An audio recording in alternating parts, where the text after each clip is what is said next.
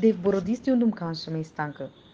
जेजू जावन आसा बरो गवळी खंडीत ताच्या सोरो वा कुशीक ताच्या शेळयांक व्हरता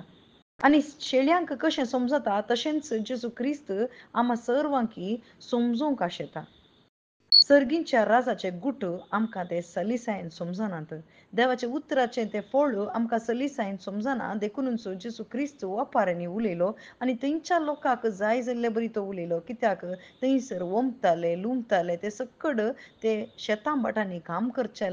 त्या मनशांक अर्थ जाय सारकें आज आमकांय अर्थ जाय सारकें जेजू क्रिस्त उलोवन आसा कितें सांगता म्हळ्यार वंपी आसलो वंप्यान थंयसर वंपलें बी वंपता आसतना थोडें मेरेर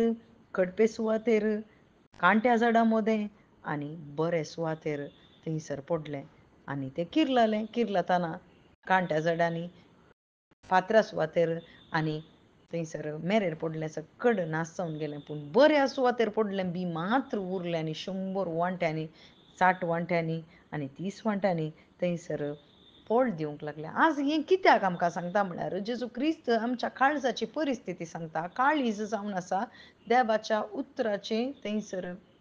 ओंपूंक आसचो जागो आनी बी जावन आसा देवाचें दैवीक उतार आनी तें बी केदळ आमचे भितर पडटा गी तवळ मात्र आमचें थंय फळ तें पवित्र आत्म्याचें फळ पवित्र आत्म्याचें फळ म्हणटा आसतना मोग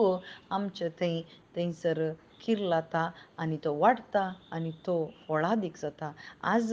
जेजू क्रिस्त आमच्या काळजांत कितें आशेता म्हळ्यार एकच एक फळ मोग आनी तो मोग येजे जाल्यार देवाचें उतार आमच्या काळजान पडचें जर तर देवाचें उतार आमी काळजान पडटा पूण आयकत हांव तें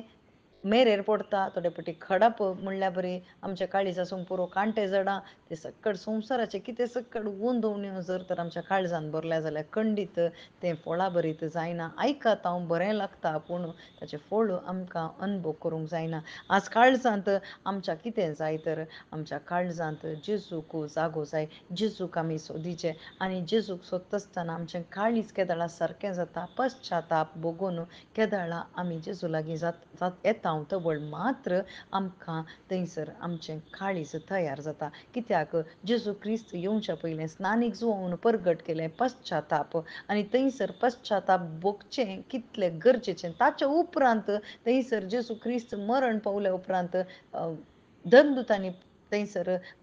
शिकयलें कितें म्हळ्यार भावार्था विशांत वय आज पश्चाताप भोगल्यार मात्र भावार्थ देता आनी भावार्था वरवीं मात्र आमकां देवाचें उतार स्विकार करूंक जाता आनी देवाचें उतराचो फळ आमचे तोंड भायर येता आनी तो फळ जेजू क्रिस्ताक मानवता आनी तो फळ जावन आसा तें फळ जावन आसा मोग आनी तो मोग ससनाक उरता कित्याक देवान आमचो मोग केलो सासणीक मोगान आनी ताणें पयलो मोग केलो आनी आमी ताचो मोग करीचे आनी एकामेकाचो मोग करीचे म्हणून ताची आशा जावन आसा आनी सासणीक जिवीत आमी सोडीचें खंडीत हें सकड देवाच्या उतरा वरवीं मात्र साध्य आमेन